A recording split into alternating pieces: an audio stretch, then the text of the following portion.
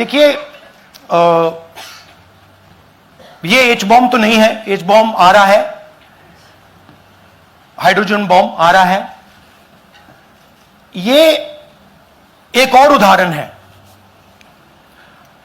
Vote चोरी का।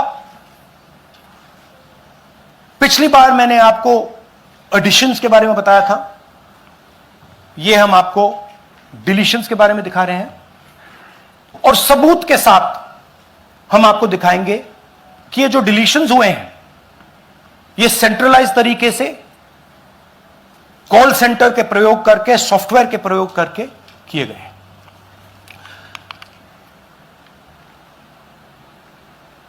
हमारे पास इस प्रेजेंटेशन में जो मैंने आपको अभी दिखाया 100% सबूत है, प्रूफ है कि ज्ञानेश कुमार जी हिंदुस्तान के चीफ इलेक्शन कमिश्नर वोट चोरों की रक्षा कर रहे हैं, और यह मैं आपको अभी दिखाने जा रहा हूं। हर इलेक्शन में हमें रिपोर्ट आती थी कि वोटर्स डिलीट हो रहे हैं, कांग्रेस वोटर्स डिलीट हो रहे हैं, ऑपोजिशन के वोटर्स डिलीट हो रहे हैं, दलित वोटर्स डिलीट हो रहे हैं, आदिवासी हो रहे हैं, माइनॉरिटी वोटर्स डिलीट हो रहे हैं, ओबीसी वोटर्स डिलीट हो रहे हैं। मगर जब डिलीट होते हैं ऑपोजिशन के ही होते हैं। कर्नाटक में आलंद कंस्टिट्यूएंसी है, यहां पे चोरी पकड़ ली, कोइंसिडेंस से पकड़ी। वहां की जो बीएलओ थी उसने देखा कि उसके रिश्तेदार को डिलीट कर दिया गया था। जैसे चोरी पकड़ी जाती है, कोई छोटी सी गलती हो जाती है, हाथ आ जाती है। आलंद में 6018 वोटर्स डिलीट हुए, उसमें से इनकी रिश्तेदार थी। उन्होंने पता लगाया कि मेरे रिश्तेदार को डिलीट किसने किया। पता लगा कि पड़ोसी ने रिश्तेदार को डिलीट किया। बीएलओ ने जाके पड़ोसी से पूछा कि भैया आपने मेरे रिश्तेदार को क्यों डिलीट किया। पड़ोसी ने कहा मैंने तो नहीं किया। बीएलओ सस्पिशियस हो गई, शक पड़ा, उसने प्रोसेस चालू कर दी।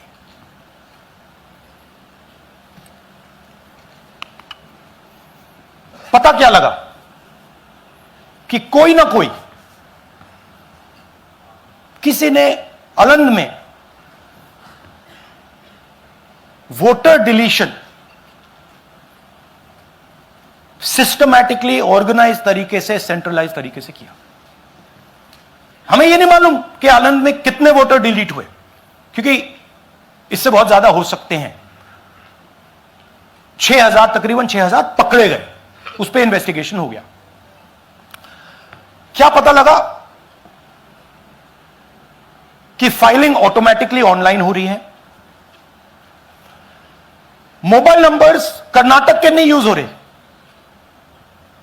मोबाइल नंबर्स दूसरी स्टेट्स के यूज हो रहे हैं। इनफैक्ट कर्नाटक के नंबर थे ही नहीं उसमें। मतलब आप दिल्ली में बैठे डिलीट कर रहे हो, आपका नंबर तमिलनाडु का है। आप गुड़गांव में डिलीट कर रहे हो, आपका नंबर झारखंड का है। और जब हम चेक कर रहे हैं कि भैया आपका नंबर है, तो आपका नंबर है ही नहीं, किसी और का नंबर है। और टारगेट करके कांग्रेस वोटर्स को डिलीट किया गया। ये गोदाबाई जी हैं, इनके नाम पर 12 वोटर्स डिलीट किए गए। इनको मालूम ही नहीं, इनको पता ही नहीं कि इन्होंने 12 वोटर्स डिलीट किए। दिखाइए जरा। इलेक्शन टाइम ಈಗ ये इनका वीडियो है। ನಾ ಅರ್ಜಿ ಹಾಕಿಲ್ಲ, ನನಗೆ ಅದಕ್ಕೆ ಸಂಬಂಧ ಇಲ್ಲ, ಅದು ಯಾರು ಹೊಟ್ಟಿ ಕಿಚ್ಚಿಗೆ ಯಾರು ಏನ ಹಾಕ್ಯಾರ ಅನ್ನೋದು ನನಗೆ ಗೊತ್ತಾಗಿಲ್ಲ। तो इनको आइडिया नहीं है कि इन्होंने वोटर्स डिलीट कर दिए।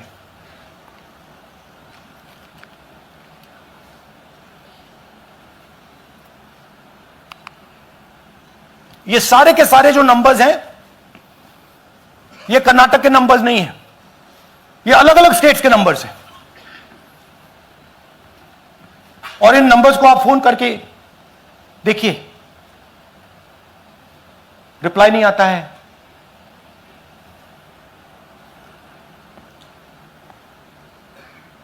तो सवाल यह है कि किसके नंबर्स हैं, ये किसने ऑपरेट किए, जब इन्होंने ऑपरेट किए ये कहां थे,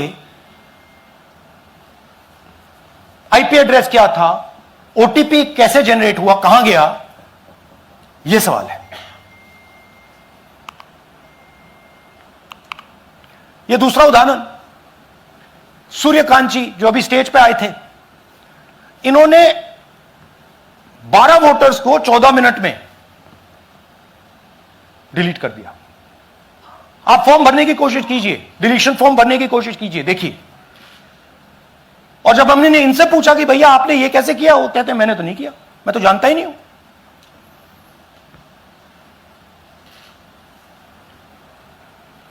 बबीता चौधरी जी का इन्होंने एक नाम डिलीट किया, यहां खड़ी हैं बबीता जी, यहां हैं, सूर्यकांत जी यहां हैं, आ जाइए जरा स्टेज पे, एक सेकंड आ जाइए, ये दोनों खड़े हैं यहां पे, सूर्यकांत जी, बबीता जी। इनको मालूम ही नहीं कि इन्होंने डिलीट किया। Thank you. नागराज जी, इन्होंने 2 एप्लीकेशन 36 सेकंड में फाइल कर दी है। और मजे की बात देखिए, ये 4 बजे सुबह उठ के फाइल कर रहे हैं।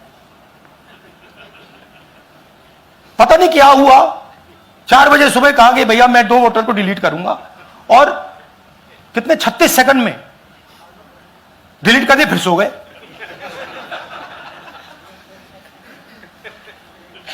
हमारी माइंड में पहले सवाल था कि क्या इलेक्शन कमीशन भी सो रहा है, मगर नहीं, सोया कोई नहीं है, जगे हुए हैं, सिस्टमैटिकली मदद हो रही है। यह देखिए दूसरी बात, जो भी डिलीट कर रहा है वोटर लिस्ट में उसका सीरियल नंबर 1 है। मतलब जो भी वोटर लिस्ट में पहले नंबर पे आता है वही डिलीट कर रहा है। 5वें नंबर वाला, 7वें नंबर वाला, 10वें वाला कोई नहीं कर रहा। तो हो क्या रहा है, सॉफ्टवेयर से यह काम किया जा रहा है। सॉफ्टवेयर प्रोग्राम कह रहा है पहला नाम निकालो और इसका प्रयोग करके डिलीट करो।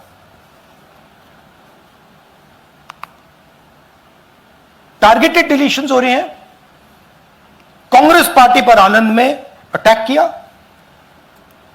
टॉप 10 बूथ्स जहां सबसे ज्यादा कांग्रेस की स्ट्रेंथ थी वहां टारगेट किया। और 2018 में पिछले इलेक्शन में 10 में से 8 बूथ कांग्रेस पार्टी जीती थी, और इन 8 में से इन्होंने 6000 लोग उड़ाने की कोशिश की। ये कोइंसिडेंस नहीं था, ये प्लान था, और ये सेंट्रलाइज तरीके से किया जा रहा है। अब मैंने बहुत बड़ी बात बोली, चीफ इलेक्शन कमीशन के बारे में मैंने बोला कि यह व्यक्ति वोट चोरों की रक्षा कर रहा है। जो भी मैं यहां बोल रहा हूं 100% प्रूफ के साथ, सबूत के साथ बोल रहा हूं। और मैं अभी आपको दिखाना चाहता हूं कि मैं ये शब्द क्यों बोल रहा हूं और किस बेसिस पे बोल रहा हूं। आपको अपनी आंखों से यह दिखेगा। कर्नाटका सीआईडी ने केस चालू किया कि ये वोटर कौन है, ये फोन किसके हैं, ये आईपी एड्रेस क्या है, ओटीपी कहां गया, इन चीजों के बारे में इन्वेस्टिगेशन शुरू होती है। कर्नाटक सीआईडी ने हिंदुस्तान के इलेक्शन कमीशन को 18 चिट्ठियां लिखी हैं। हमें आप यह इंफॉर्मेशन दीजिए, बिल्कुल क्लियर है, डेस्टिनेशन आईपी दीजिए, डिवाइस डेस्टिनेशन पोर्ट दीजिए, ओटीपी ट्रेल्स दीजिए, फोन नंबर्स दीजिए, फोन नंबर्स के मालिकों के नाम दीजिए। क्लियरली पूछा है, नो आंसर। 18 चिट्ठी CID Karnataka, no answer from chief election commissioner, no answer from election commission. Timeline देखिए,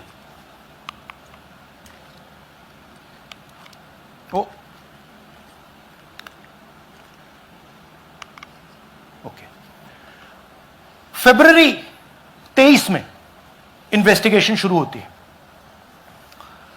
मार्च 23 में कर्नाटक का सीआईडी चिट्ठी लिखती है ईसीआई को कि हमें सारे डिटेल्स दे दीजिए। अगस्त में इनकंप्लीट डिटेल्स दी जाती हैं, जिससे कोई इन्वेस्टिगेशन आगे नहीं बढ़ेगा। जिन चीजों की जरूरत थी वो नहीं दी, जिसकी जरूरत नहीं थी वो सारी दे दी। पहला सबूत। दूसरा सबूत, 18 बार रिमाइंडर लेटर गए हैं। आपको अगर सीआईडी एक बार लेटर भेज दे और आप नहीं गए, आप जानते हो क्या होगा। यहां पे इलेक्शन कमीशन को 18 बार लेटर गए हैं, कुछ नहीं हुआ है। बाद में क्या होता है, कर्नाटक ईसी इलेक्शन कमीशन को लिखता है, कहता है भैया हमें दे दीजिए, आपको इंफॉर्मेशन देना पड़ेगा। No reply. मार्च 25 में आखिरी लेटर सितंबर में गया है, कुछ ही दिन पहले। No reply from EC. यह है सबूत कि ज्ञानेश कुमार जी वोट चोरों की रक्षा कर रहे हैं, और यह ब्लैक एंड व्हाइट सबूत है, इसमें कोई कंफ्यूजन नहीं है कहीं।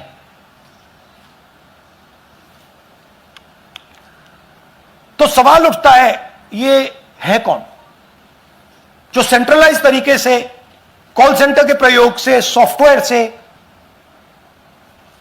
अलग अलग प्रदेशों में वोट डिलीट कर रहे हैं, ऐड कर रहे हैं। इलेक्शन कमीशन जानता है, ज्ञानेश कुमार जी जानते हैं। अच्छा, ये सिर्फ आनंद में नहीं हुआ, ये अलग अलग कंस्टिट्यूएंसीज में हुआ है। आनंद में लीगल प्रोसेस चालू हो गई, पकड़ लिया। यहां महाराष्ट्र में उसी मोडस ऑपरेंडी से, उसी सिस्टम से यहां पे वोट ऐड हुए हैं। आनंद में डिलीट, रजौरा में एडिशन। 6850। आपको याद होगा पिछले प्रेजेंटेशन में मैंने आपको नाम दिखाए थे, ये देखिए वही नाम यहां है। वही सिस्टम महाराष्ट्र में चल रहा है जो कर्नाटक में चल रहा था। नाम वैसे ही है, JW JW JW, पता वैसा है JW JW, नाम यू जैसे किसी ने टाइप करके लगा दिया।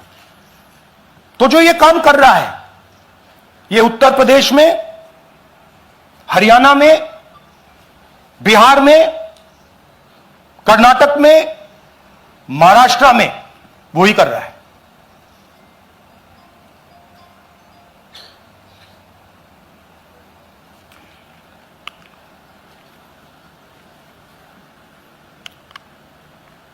तो हमारी डिमांड है, ज्ञानेश कुमार जी आप अपना काम कीजिए। आपने ओथ लिया है, आप हिंदुस्तान के चीफ इलेक्शन कमिश्नर हैं। आपसे कर्नाटक की सीआईडी सबूत मांग रही है।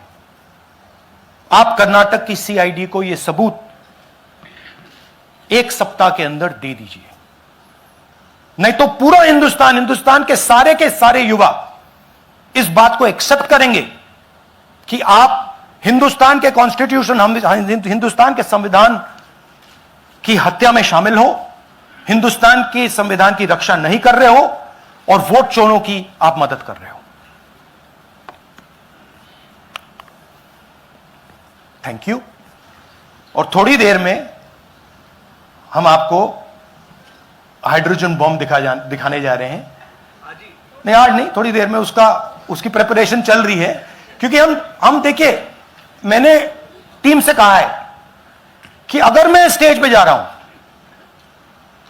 ब्लैक एंड व्हाइट प्रूफ नहीं होगा, मैं नहीं जाऊंगा। अगर ब्लैक एंड व्हाइट प्रूफ होगा, जो कोई मतलब उसको निगेट नहीं कर सकता, मैं जाऊंगा। मैं देश के कॉन्स्टिट्यूशन की रक्षा कर रहा हूं, संविधान की रक्षा कर रहा हूं, मैं लोकतंत्र की रक्षा कर रहा हूं, और मैं सच्चाई आपके सामने रख रहा हूं। बहुत बहुत धन्यवाद, नमस्कार, जय हिंद। सर 3 सवाल। पीटीआई से संजीव चोपड़ा। या राहुल जी, दिस साइड। या राहुल जी इधर, हाँ, कहाँ है? To your right. हाँ, हेलो। राहुल जी, आज आपने नया खुलासा किया है कि कैसे वोट चोरी हो रही है। आपने पहले भी महादेवपुरा के बारे में बताया कि कैसे एडिशंस हो रही हैं, अब आपने बताया कैसे डिलीशंस हो रही हैं। लेकिन देखने में ये आ रहा है कि इलेक्शन कमीशन इस पे कोई एक्शन नहीं ले रहा और आगे चल के वो तैयारी कर रहे हैं पूरे देश में एसआईआर लाने की। तो आप इस मुहिम को आगे कहां तक ले जाएंगे और एसआईआर के बारे में क्या करने वाले हैं? देखिए, हम आपके सामने क्रिमिनलिटी रख रहे हैं।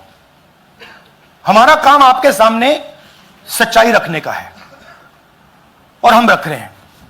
हिंदुस्तान में दूसरे इंस्टीट्यूशंस भी हैं, सिर्फ इलेक्शन कमीशन नहीं है, लीगल सिस्टम है, उनको भी इन चीजों को देखना चाहिए।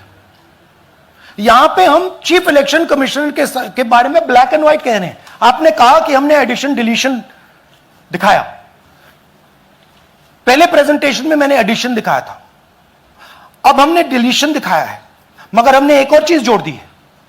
एडिशन और डिलीशन का सिस्टम, उसका स्ट्रक्चर, उसका तरीका, और हमने यह दिखाया है कि जो डिलीट कर रहा है, जो ऐड कर रहा है, महाराष्ट्र में, कर्नाटक में, यूपी में, वो एक ही आदमी है, एक ही फोर्स है। हमने आपको वो एड्रेसेस दिखाए। Same system is being used in Maharashtra, is being used in Karnataka, is being used in Uttar Pradesh, is being used in Haryana. Same people are doing it. से Siddharth, ANI. Sir, this side, sir. हाँ, Sir, on your left, sir. हाँ, On your left. This side, sir, on your left. Sir, मेरा आपसे सवाल ये है कि जब आप कह रहे हैं कि ज्ञानेश कुमार जो चीफ इलेक्शन कमिश्नर है, उन्हें पता है ये कौन कर रहा है, हाँ। और ये पॉलिटिकल फायदा जरूर किसी को हो रहा है। आप कह रहे हैं कांग्रेस के बूथ के ऊपर ही हाँ। सारे वोट्स डिलीट किए जा रहे हैं, तो वो कौन लोग आपके हिसाब से हैं जिनको ये फायदा पहुंच रहा है? पहला, और दूसरा ये कि वो आपने एक देखिए, हफ्ते का हाँ, समय दिया sorry। है, जब आपने एक हफ्ते का समय दिया है, तो क्या एक हफ्ते बाद आप इसको आगे कैसे इनिशिएट करेंगे? क्या आप लोग कोर्ट का रास्ता अपनाएंगे या और कोई हायर एजेंसी से इस बात की डिमांड करेंगे? क्योंकि ये ऑर्गेनाइज्ड तरीके से क्राइम दिखाई दे रहा है जो आप बता रहे हैं, अगर आपकी बात के ऊपर जाएं। देखिए, फ्रैंकली ये जो मैं यहां कर रहा हूं, ये मेरा काम नहीं है। मेरा काम डेमोक्रेटिक सिस्टम में पार्टिसिपेट करने का है। मेरा काम डेमोक्रेटिक सिस्टम की रक्षा करने का नहीं है। वो काम हिंदुस्तान के इंस्टीट्यूशंस का है। वो काम वो नहीं कर रहे हैं, इसलिए मैं कर रहा हूं। अब मैं आपको यह कह सकता हूं कि हमने आपको 2 बार सबूत दिखाया है, और जब हम ये प्रेजेंटेशंस खत्म करेंगे, इसमें लगेंगे 2-3 महीने, जब हम ये खत्म करेंगे, आपके माइंड में कोई डाउट नहीं होगा कि हिंदुस्तान में state after state, Lok Sabha after Lok Sabha चोरी हो रही है। तो मेरा काम सच्चाई दिखाने का है। मैं हिंदुस्तान की जनता को, हिंदुस्तान के युवाओं को सच्चाई दिखा सकता हूं। यह मेरा काम है। उनकी जो इंटरेस्ट है, क्योंकि ये जो कॉन्स्टिट्यूशन है, ये हिंदुस्तान की जनता का रखवाला है, प्रोटेक्टर है, और मैं इसकी प्रोटेक्शन कर रहा हूं। इसकी प्रोटेक्शन करने का काम हिंदुस्तान के इंस्टीट्यूशंस का है, हिंदुस्तान के ऑपोजिशन लीडर का नहीं है, मगर इंस्टीट्यूशंस नहीं करने हैं। अच्छा, एक इंटरेस्टिंग बात आई है जो मैं आपको बताना चाहता हूं कि इलेक्शन कमीशन के अंदर से हमें मदद मिलनी शुरू हो गई है।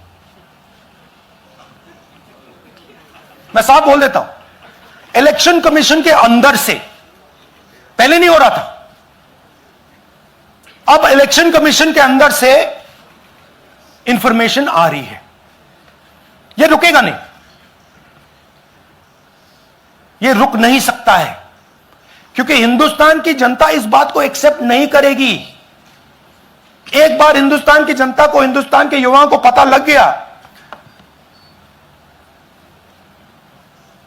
कि वोट चोरी हो रही है, उनकी शक्ति लग जाएगी। आईएएनएस से आलोक झा। इस तरह से नहीं प्लीज। आईएएनएस से आलोक झा।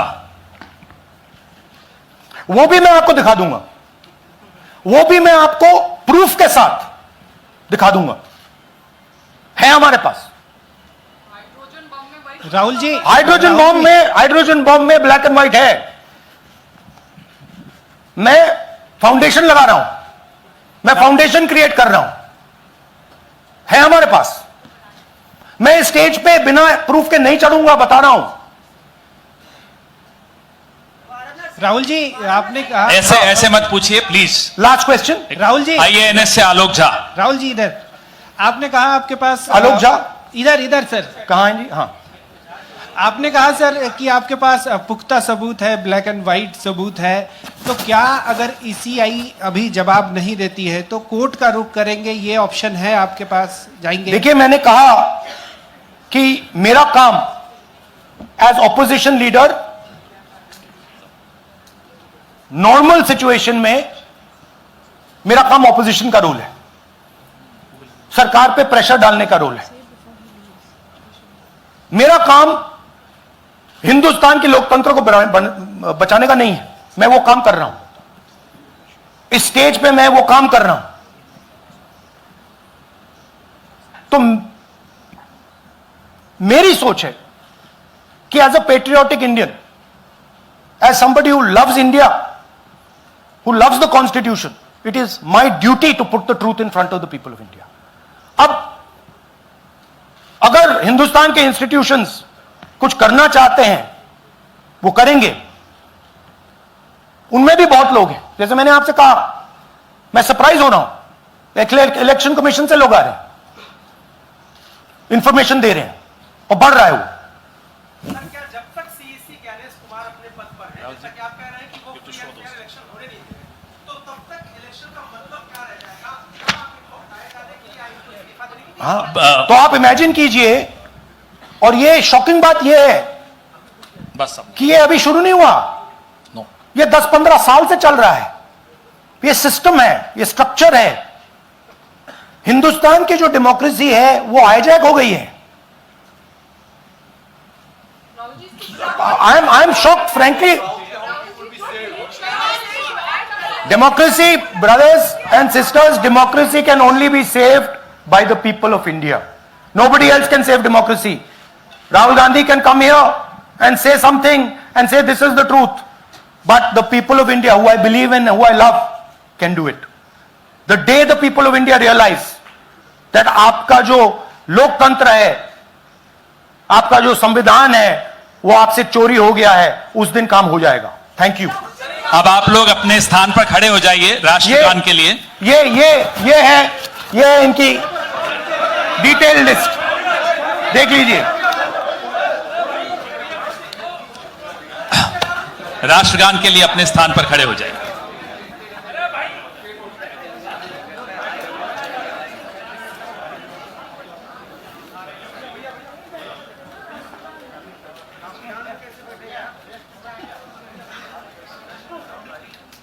भारत भाग्य विधाता, पंजाब सिंध गुजरात मराठा, द्राविड उत्कल बंगा, विंध्य हिमाचल यमुना गंगा, उच्चल जलधि तरंगा, तव शुभ नामे जागे, तव शुभ आशीष मांगे, गाहे तव जय गाथा, जन गण मंगलदायक जय हे भारत भाग्य विधाता, जय हे जय हे जय हे जय जय जय जय हे। Thank you.